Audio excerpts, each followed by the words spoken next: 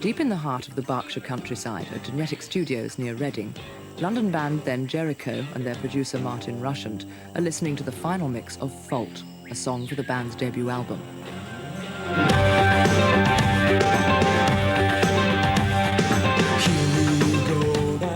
Rushent is well known for his use of computer-aided music production with bands like Human League and Visage. Just a few years ago, the job of record producer was really coaxing the best performance out of an artist that was possible. Now we use computers to aid that process in quite a serious way. I think one of the changes, not so much in my job, but in the way I interrelate with the people I'm working with, is that composition and ideas are now much more important than the ability to play technically.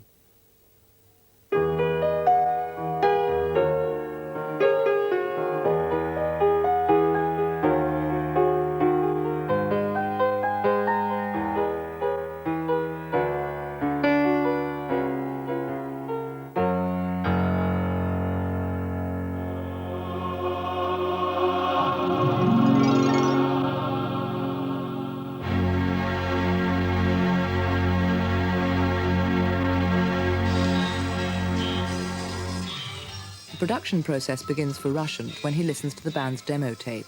He must first decide where and if computers can help. Yeah, all right. What's the tempo on it now? 110. That's okay, tempo's fine.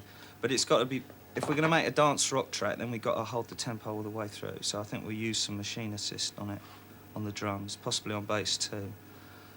I think the intro's a bit long, isn't it? Don't you think? You can cut the intro in half, yeah. You can cut it in half. What, both sections of it? Yeah. Yeah. The intro and the so the funky flow of bit. the intro will be the same, except Cut the each whole thing in section half. and will be shorter. And then go straight into the verse. All right, well, look, what we're going to do now, we've got the tempo 110.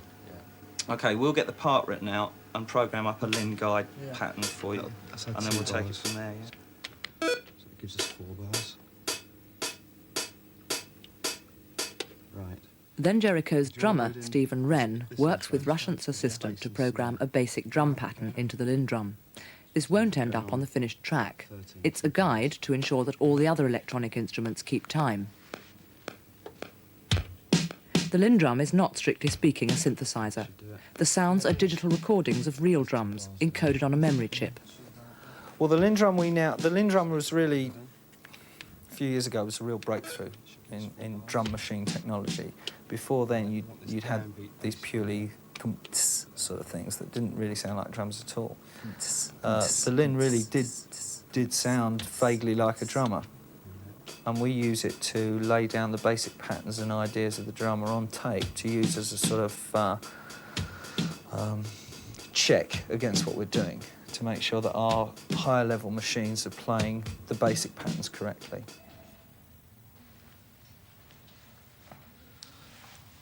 I think this film may be totally missing the point. The very first electric instrument was the Telharmonium, demonstrated in 1906 in America by its inventor Thomas Cahill. Cahill discovered that by spinning a notched metal disc in a magnetic field, he could create an electrical impulse that would make a musical sound when played through a telephone earpiece. By adding together the output of several different discs, it was possible to create quite complex sounds. The 200-ton machine was used for a time to broadcast concerts over the Bell telephone system in New York. These ceased when an irate stockbroker, fed up with the interference on his line, purchased the instrument and threw it in the river. But the father of the modern synthesizer is undoubtedly Dr. Bob Moog. The Moog modular synthesizer first became widely heard in 1968 on a record called Switched On Bach by Walter, now Wendy, Carlos. It was big brother to the best-known synthesizer of all time, the Mini Moog.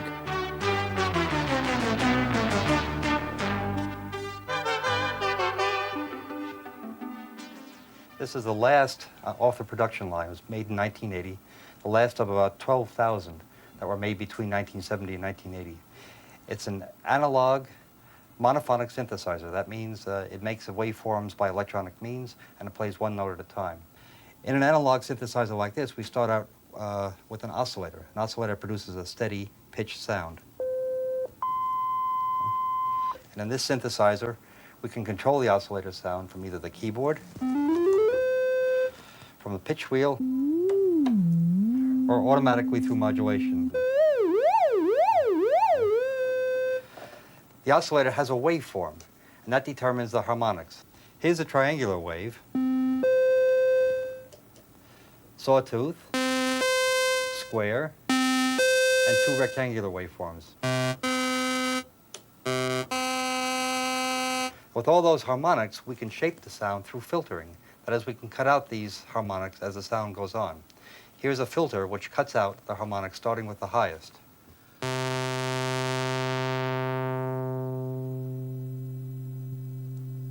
Another important aspect of the sound is its envelope, how it builds up and decays as it goes on.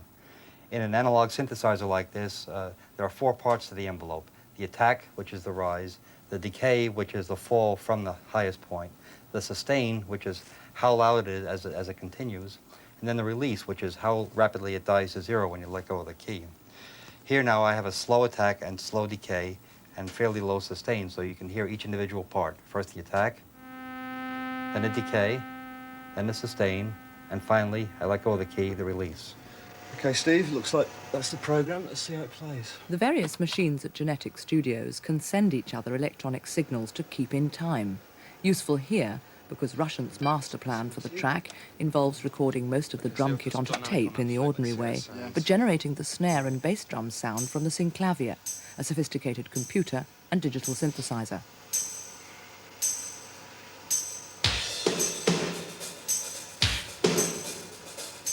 So while the cymbals and tom-toms are unalterably committed to tape, Steve and Neil can tinker with the snare and bass drum sound until they're both completely satisfied. Now it sounds much too heavy. A bit loud, isn't it? Yeah, it's too loud. All right, let's stop this thing.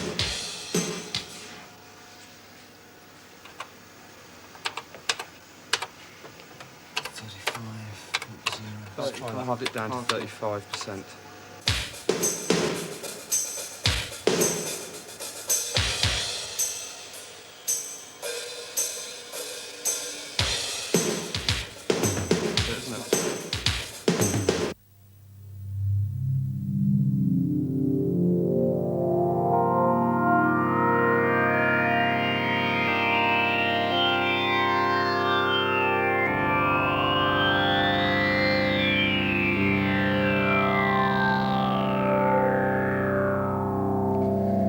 The first time I ever played a Prophet synthesizer, I knew immediately I wanted one. It was the first synthesizer to use a microprocessor inside the synthesizer itself to control not only the sounds and the development of the sounds, making them very precise, but also to read the keyboard so that when you play a note, you're not just closing an electrical switch, but this little brain on a chip is actually walking through each key in turn to see if you're doing anything with it. And you get a very alive sense of feedback from the machine. It uses analog oscillators, such as we've heard and love, which perhaps makes it not as bright sounding as some of the more recent instruments. And one of the sad things, of course, about analog oscillators is that they go out of tune very easily. So if you're playing in a concert and suddenly your synthesizer goes out of tune, you can press this tune button and the whole thing goes away and you can wander off stage and have a rub down. And by the time you get back, the thing will have tuned itself and it should be perfect. This is ridiculous. This film is still missing the point.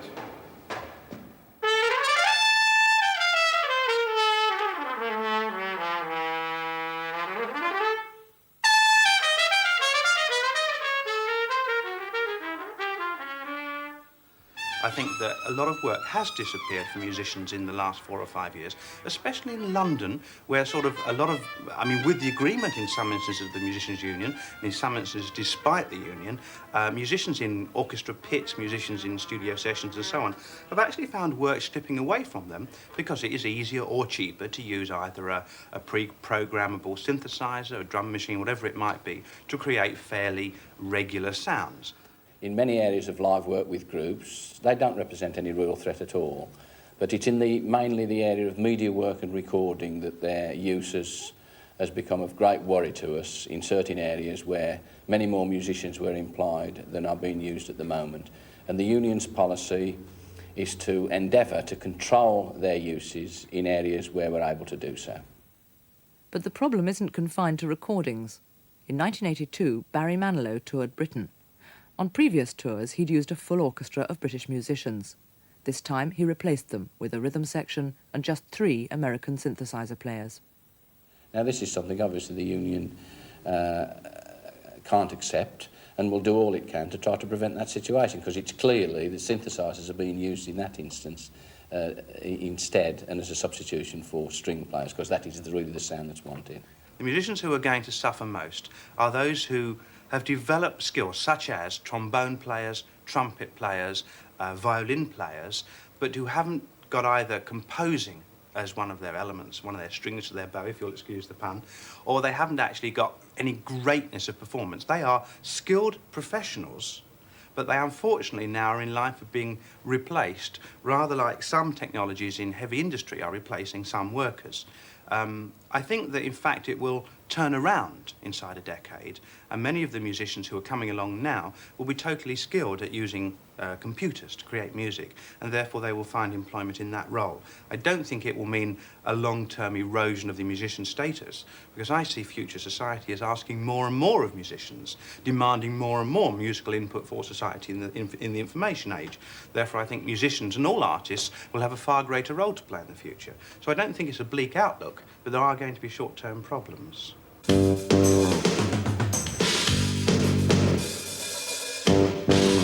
Well, I think the pulsing bits we'll program, yeah? We'll sample a sound off you. Yeah. And we'll program them in. Yeah, you need a much more constant level out of it if you do it. Yeah, right. And that'll also, we'll be able to lock something up with it. That acoustic we were talking about when we were working the track out, we can lock up with that. At the end part, yeah. Yeah. Right. Yeah. Okay. But I think the intros and some of the accents, we'll play those live and mix them in with the machine pulse. Okay, Jasper, what we're going to do is we're going to sample this high G into the synclavier, right? Okay. Okay, now, I'll do a counting, because otherwise no one knows when we're going to start, and Neil's got to hit his button before you play to set the computer storing. Right. So if I count 4 in, if you hit it on the 4 and you hit it on the 1, we just want one note, let it last as long as you can, and as clean as you can, all right? Okay. You ready, Neil? I'm ready. Okay, 1, 2, 3, 4.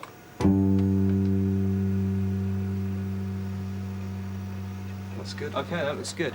So let's hear the high G back first before we sample the next one, whilst we're set up on it. That sounds all right. Good. Jasper, play us it again, just so we can get a comparison. So that's the real one. Okay, let's hear your one again. Yeah, perfect, identical. Okay, if you can mark start that one.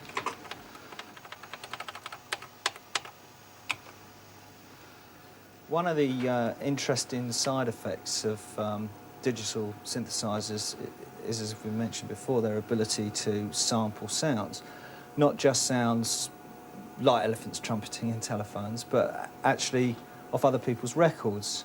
Drum sounds, bass sounds, brass sounds. In fact, it goes on all the time. I've had cases of I've heard a record and I thought I'll steal the snare drum sound off that, it's really nice, and got it in the machine and looked at the waveform and found out it was one of mine that's been pinched from somewhere else. So it's going on all the time, and I do it quite a lot. What the publishers and people like that are going to say when they find out actually what's going on is going to be rather interesting. But to give you an example of some of the things that are done, I've got an album here by an unknown who I think's got a real future, a man named Mr. David Bowie. And about a couple of years ago, he put out an album with a track on it called Let's Dance, and the bass drum and snare drum sound on that record was rather good. and has been pinched by many people, including me. So let me just play you, if I can get that thing down, a bit of Let's Dance. So, this is Let's Dance by David Bowie, which I think is familiar to some people anyway. Okay. So we rather craftily sampled the bass drum and snare drum sound off that record. In fact, I've got it loaded in the machine at the moment. Sometimes this machine decides that we're doing something that really is morally wrong and refuses to do it. However, we're trying to teach it that we live in the real world and not in some sort of utopia. So, Neil is going to reboot this machine so that I can show you. It doesn't like me steal. So, as I was saying before the machine decided to disobey, I've loaded in the sounds from this Bowie track in here, the bass and snare drum. It's quite remarkably similar. So we used that on an album by a young man called Billy Mackenzie, who trades under the name of The Associates, on a track called 13 Feelings, which if I can just find it. And it's not necessarily so that we use the sound exactly the same as we've sampled it. We may tailor it to suit our own particular track. Which band is it? 2, okay. But I think it's recognisable enough.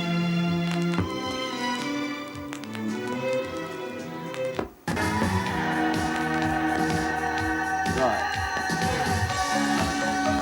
That's the same drum sound from the record we heard before.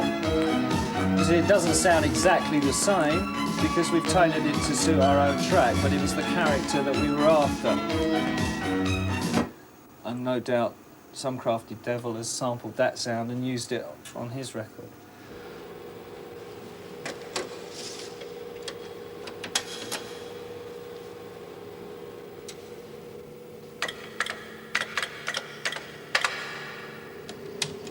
I can see. Right, what that is, that's a voice called I Can See. It's actually a voice that's been sampled. Somebody actually said that into a microphone, and it was stored inside the Fairlight by digitising it into its memory. It actually fills up 128k of RAM. That 128k of RAM is in here. This is the CPU unit, which also houses the disk drive and the hard disk drive. When we actually sample a sound in here, so that the Fairlight can deal with it, it divides it into 128 different segments, okay? And if we go on to page D, you can actually see every fourth segment, and they're actually stacked behind each other to give you a much more visual representation of the sound. Right, I can go back to page 2 again, and we can load in some more sounds. We can load in the sound here, which is a sort of fuzz guitar sound.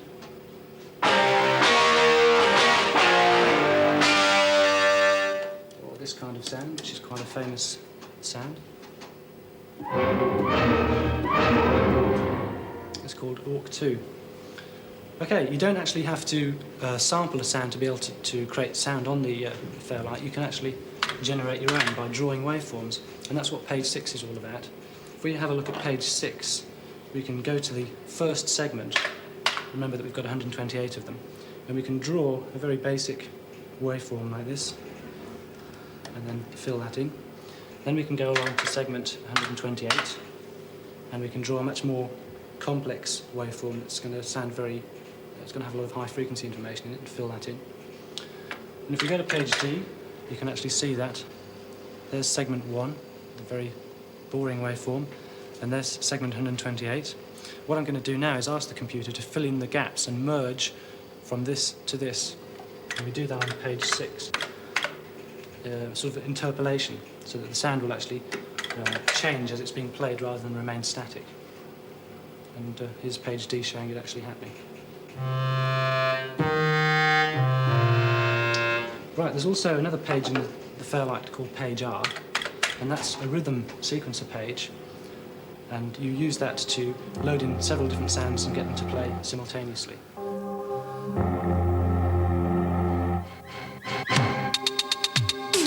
I can see.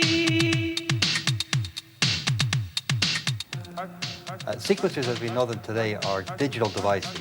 They are they're capable of storing entire pieces of music, just an electronic representation of a score, just as a word processing disk is an electronic representation of a document.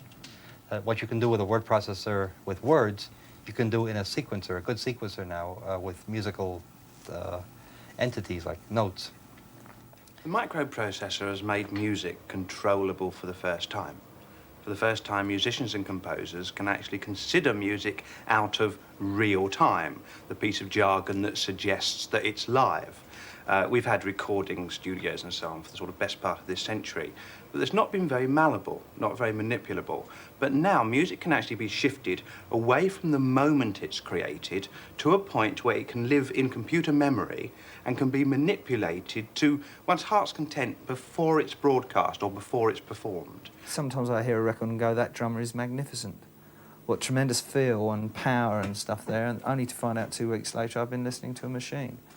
But I haven't been listening to a machine. I've been listening to a human mind working through a machine, you know.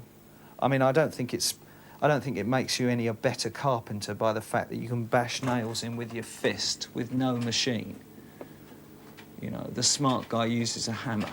It's less painful.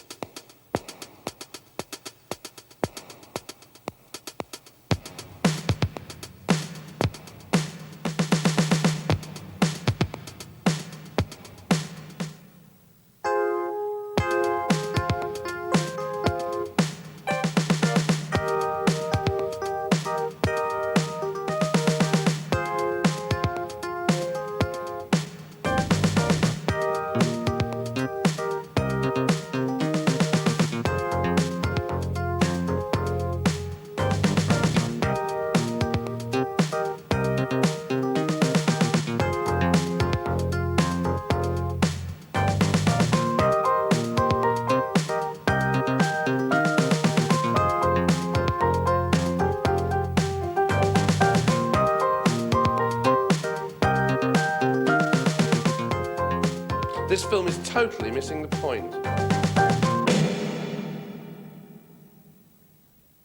Most people think of synthesizers as keyboard instruments. When this advert appeared in 1981, the company concerned was deluged with inquiries from guitarists. Unfortunately, even the mighty Apple computer wouldn't support a guitar neck glued to it. The ad was a spoof to sell software.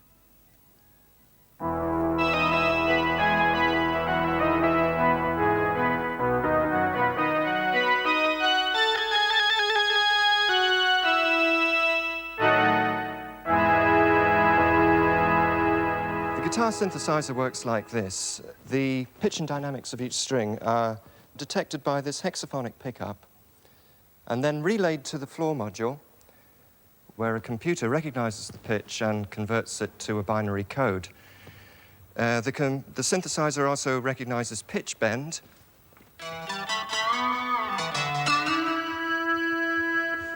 And in terms of sounds, it's really like any keyboard synthesizer.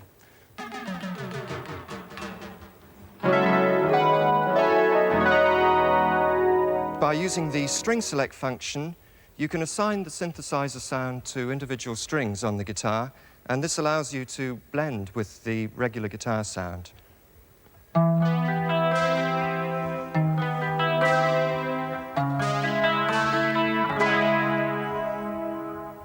And by using the hold function on the synthesizer, you can sustain the sound indefinitely.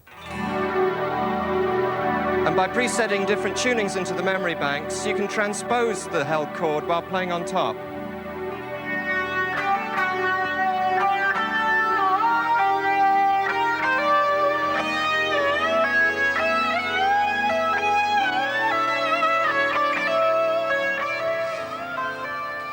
I think this film's missing the point because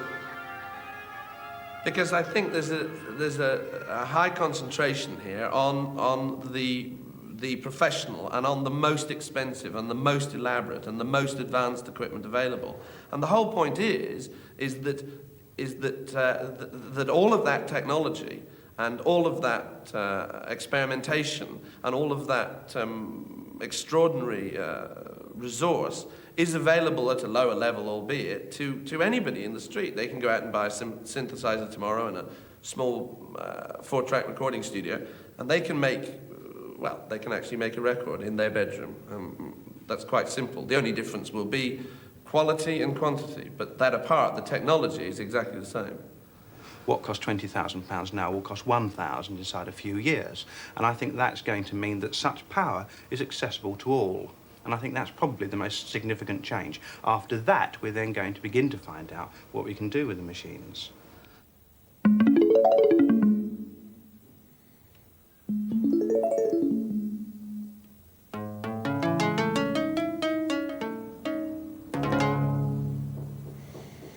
Well, you certainly have to hand it to the Japanese. Anyone who can produce a synthesizer of this quality, at the kind of price it is, has really achieved a breakthrough in synthesizers. It uses a technique known as frequency modulation synthesis, which sounds very complicated, but actually it's quite simple. It just means that you use one sound to control another sound. And the theorists at Yamaha worked out that you can produce effectively any sound using a combination of 6 source sine waves, and Yamaha give you these, what they call algorithms, which are combinations of those sources, to play with yourself. They also give you some very, very good presets. This timpani sound is one of my favorites, and there's very good organ sound.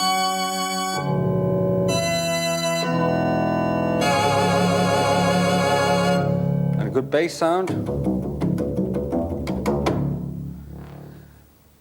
But it's not so easy to program yourself. The problem with frequency modulation synthesis is that if you change one element of the sound, everything else changes. So you need a lot of time, a lot of patience. But as a preset instrument, it's quite remarkable.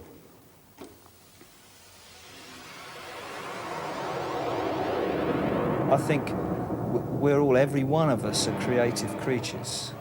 And I feel computer technology will enable us, all of us, not just the lucky ones who happen to be in the right place at the right time, but all of us to experience the thrill of being creative. Technological change always brings crises in society. It's not just happening in the music profession, it's happening in other areas. I mean, it's happening in administrative areas where computers and storage and retrieval of information are being brought in. Of course, it will create crises, and the job of, as my view is that the job of the Musicians' Union is to endeavour to try to anticipate these crises as they come along and to deal with them in the best way that we possibly can. Because the whole point about this sort of technology is that once it's begun from its very, very base root, and that was the point at which, if you like, Bob Moog's voltage-controlled oscillator moved from being that to being a digital device, the minute that happened, everything is thrown into a process of change, and there's nothing that can be done to halt or slow down that process. I don't know whether I answered your question, actually. I can't remember what it was.